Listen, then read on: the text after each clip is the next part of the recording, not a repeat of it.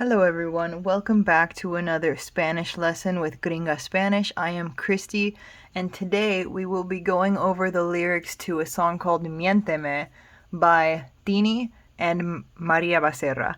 When I heard this song, I was just working out listening to Viva Latino, as you know, many of the songs that I share with you guys. And I was so surprised because I think this is the first time I've heard a song that I would say is a straight up cumbia on the Viva Latino playlist. In other words, in the mainstream, like in a place where you might expect to hear it on the radio or something like that. Cumbia is a very popular style of music, but it's not often something that comes to the surface like that. And we'll talk about that a little more in a minute. Tini is an Argentinian singer, so is Maria Becerra.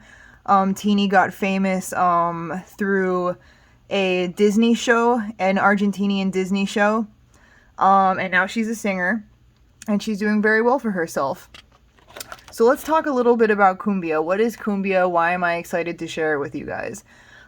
So basically, it's really important for you to know what cumbia is, especially if you plan on going out to Latin nights and things like that, or festivals, because this style of music is very popular, but as white people or non-Latino people, it is not a style of music that you end up hearing about a lot. When I first heard cumbia, I'm just going to be honest with you guys, I'm sorry. I know some of you out there who maybe know a lot about music or have been exposed to it are going to be like, what is wrong with you? But when I first heard cumbia, I thought it was salsa. I was like, oh my god, babe. Like, I was at a Peruvian festival. It was a Festival de Pollo, which means a chicken festival, and it was basically a Peruvian food festival. They were serving drinks, there was live music, and they started playing cumbia, and I was like, babe, they're playing salsa, let's go dance.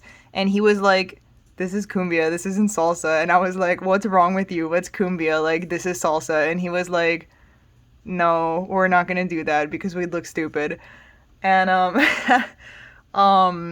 so that was the first time I'd heard about cumbia, and then just from that that was close to when we started dating. And I would notice you're not really gonna hear cumbia like when you go to the club for Latin night. They really mostly play like salsa, bachata, merengue, and that's maybe part of the reason I hadn't been exposed to it as a salsa dancer. Because the places that I went to didn't really play cumbia, and I didn't ever need to know what it was. So I literally had never heard of it.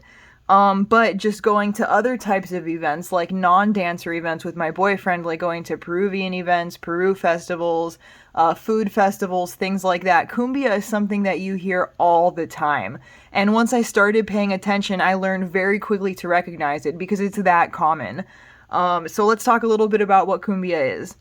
Cumbia is a folk music originally from Colombia, and it has African and Amerindian influences. So Amerindian means basically native people in the Americas. So cumbia is an extremely widespread and popular style of music that spread out from Colombia, and these are countries that have adapted cumbia into their own local forms. Argentina, Bolivia, Chile, Costa Rica, Mexico, Paraguay, Peru, El Salvador, and Venezuela. Okay, so I'm going to try to describe to you what cumbia sounds like, but at the end of the day, go listen to this song. This song isn't completely typical of cumbia, but I would argue that this song is cumbia. When I heard it, I was like, this is cumbia. I showed it to my boyfriend. I was like, what kind of music is this? And he said cumbia. So, you know, music is a fluid thing. You know, you can argue a little bit, but I would say that this sounds very typical of cumbia for the most part. Not really a traditional cumbia, obviously. It's more of like, it doesn't have all the instruments that traditional cumbia sometimes has, but if I was dancing to this song, you would be fine dancing cumbia. Okay, so what does cumbia sound like? It has a similar tempo to salsa. I would say that one of the easiest ways to distinguish cumbia for somebody who hasn't heard a lot of cumbia is that cumbia has a quote-unquote galloping rhythm. It kind of has this like chum chicka chum chicka chum chicka chum feeling to it. It has a folk country feel. It does not have a big band feel that salsa can often have. Like salsa, a lot of the times, not all the time, but a lot of the time, you'll hear like trumpets, you'll hear trombones, you'll hear a lot of brass instruments coming in strong. I would say that cumbia has a more laid back, like country type feel. It often includes, but not always, maracas. I'm sorry, guys. We exist in this very strange space where sometimes I don't know with what to attempt to pronounce something in the correct way or not, or in the Spanish way or the Gringa way. So I just want to apologize for that. It's horrible. I'm sorry. I'm embarrassed about it. You're probably embarrassed about it. Let's keep going. So it often includes maracas, guitars, and flutes, but not always. And I would say that a lot of Becky G's music has kind of cumbia vibes in the background. This is something that I've always thought. And I don't think a lot of people, I've never heard anybody notice this or talk about it, but I would say that it does. If you listen to Mayores in the introduction, these are both very popular songs. You can hear parts where it's like chum chicka chum, and you hear like some more maraca type instruments. In those moments, it sounds very cumbia-esque. And also in Sin Pijamas, there's after the chorus, or maybe towards the end of the chorus, I know she's switching off with Nati Natasha. There's a couple parts they repeat each other, but when Becky G comes in, you hear the music change. And sometimes when Becky G comes in, it goes to a more like techno vibe. So I'm not talking about that part. I'm talking about when Becky G comes in and you hear maracas in the background and you hear like, I don't know what instrument it is, but it's like, it sounds like a horse sound, like cut, cut, cut. That sounds a lot like cumbia. So if these come on in the club, don't tell people that I told you that you could dance cumbia to them. That is not the case. But I would say if you don't know what cumbia sounds like, listen closely in the backgrounds of these songs, and you'll hear some spots that if you're like, oh yeah, I feel like a change in this spot. Like there are some spots in there that sound a lot like cumbia. Alright guys, so with that being said, let's get into the lyrics of this song. I know that education about cumbia already took a few minutes, so let's try and go a little fast. So the lyrics to this song go, Dale, miénteme. So miénteme is the command form of mentir, which means to lie, miente. And then me is the pronoun. It can be attached at the end when you're giving a direct command. So miénteme means lie to me. You're telling somebody to lie to me. Dale is just, it just means like, let's go. Literally it comes from dar, which means to give, and then le is another pronoun attached to the end because da is the command form of dar. So literally this would mean like, give it or give it to somebody, but it's also just a phrase. Like when you say dale, it just means like, let's go. So dale, miénteme. So lie to me. Haz lo que tú quieras conmigo. Haz is the command form of hacer, for the informal to commands. I have other videos on commands if you want to learn more. But haz is the command form from hacer. Haz lo que tú quieras. Remember, when you say what you want somebody to do, you have to use the subjunctive form. I also have some videos about the subjunctive. I know you guys don't like the grammar videos, but if you want to learn Spanish, I mean, you need to learn the grammar. But if you just want to be here, that's fine too. You'll just learn by repetition. Haz lo que tú quieras. Do whatever you want. Conmigo, with me. Dime que esta noche yo soy tu bebé. Dime is the command form. Di is the command form of decir, which means to say. Dime means say to me. Que means that. Dime que esta noche. Tell me that tonight. Esta noche means this night or tonight. Yo soy, I am. Tu bebé. I'm your baby. So remember, when tu has an accent, it means you. When tu doesn't have an accent, it means yours. So dime que esta noche yo soy tu bebé. Tell me that tonight I'm your baby. Y mañana somos amigos. And tomorrow we are friends. Somos comes from ser, it means we are. Amigos, in this, she kind of omits a lot of S's in this song. So when you see the apostrophe, there should be an S there. Porfa is abbreviated for por favor, which means please. So she's saying, please miénteme. Please lie to me. And then the chorus gets repeated. This song actually starts with the chorus. So then we get into the first verse. ¿Quién dijo amigo? So who said friends? ¿Quién dijo? So dijo is the past form of decir in the third person. So it's he said or she said. ¿Quién dijo? This is a question, means who said. ¿Quién dijo amigos? Who said friends? So who said anything about friends? She's starting this with a rhetorical question. Si te conozco mucho más sin la ropita. Si at the beginning of a sentence often means if. Conozco is the present form of conocer, which means to be familiar with. Te is telling you who you're familiar with. Te conozco, I know you. So if I know you, mucho más, a lot more. Más means more, I'm sure most of you probably know that. Sin la ropita, without clothes. Ropas means clothes. And in Spanish, the ita is a diminutive, so it doesn't really change the meaning. Si te conozco mucho más sin la ropita. So who said anything about friends? If I know you so much better without clothes. Sé que tenías ganitas de estar conmigo.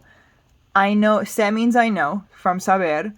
I know that. Tenías, this is from tener, this is the past imperfect form. So I know that you had. Ganitas, ganas means desire or a craving. It can be about food, like if you have ganas de a certain food that you like, it means you're craving it. It can also be sexual. It just means desire. It's not weird to say it in any other context. Any of those contexts sounds fine. Unlike in English where if, words don't always cross over well between a sexual meaning and a non-sexual meaning. I know that you had the desire de estar conmigo, to be with me. Estar means to be, often physically. Conmigo, so with me. Aunque means even though. Aunque cuando means when. Hay gente, when there are people. If you say I, that means there is something. You could say hay lluvia, there's rain. Hay gente ahí, there's people there. Or hay un inodoro por ahí, there's a toilet over there. I just means there is something. So cuando hay gente, so when there's people, me dices amiguita. So she's saying, even though I know that you wanted to be with me, even though when there's people around, you call me amiguita. Amiguita is like amigo, but when it becomes, some words change a little bit with the diminutive. Amiguita is the diminutive of amiga, female friend. So me dices, you say to me, amiguita. So even though decir most of the time means to like say this and then, and llamar would be the way that we initially think of to say to call somebody something, like a name. Here it kind of means he's calling her a friend. Like, oh, hey friend, how are you? Sé que tú necesitas. I know that you need. Sé again means I know.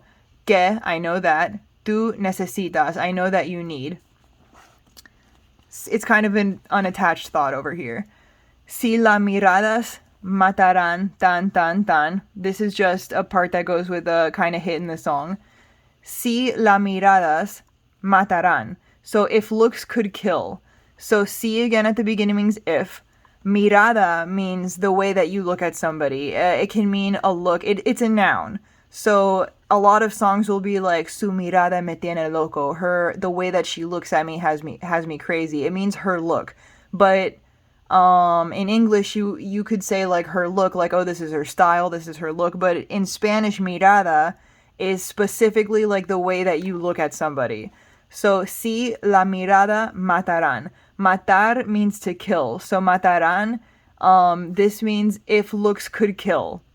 And then she repeats tan tan tan, which goes with the music. It doesn't mean anything.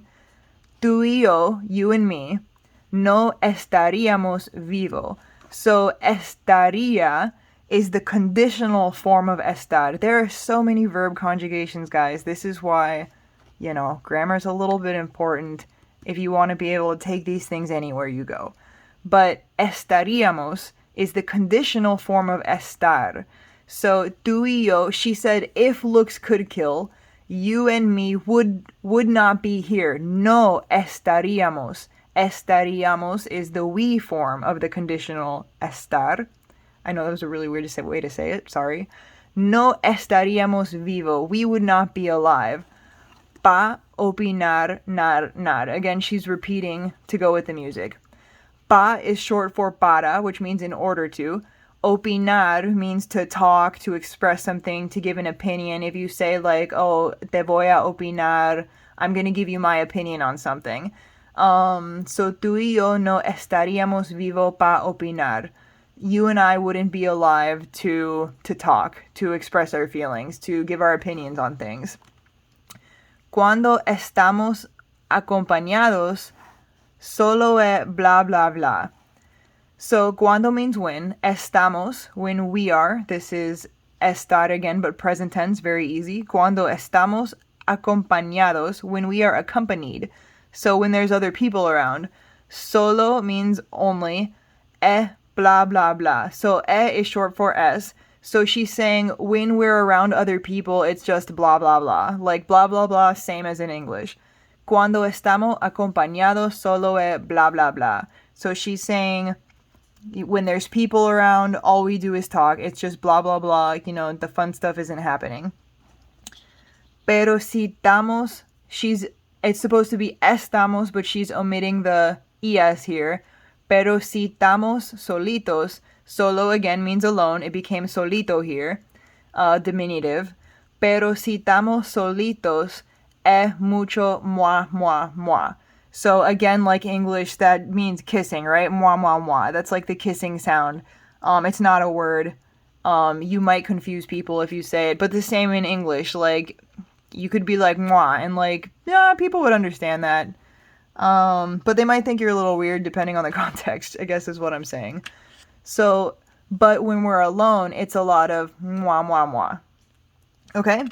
Alright, so that's it for today. I didn't want to go too far into it because I know we spent some time talking about Cumbia. So Cumbia is super important, guys. If you want to know what Cumbia sounds like so that when you go to El Carnival del Pollo, or whatever, I may have said that a little wrong, I apologize. If you know better, then you know.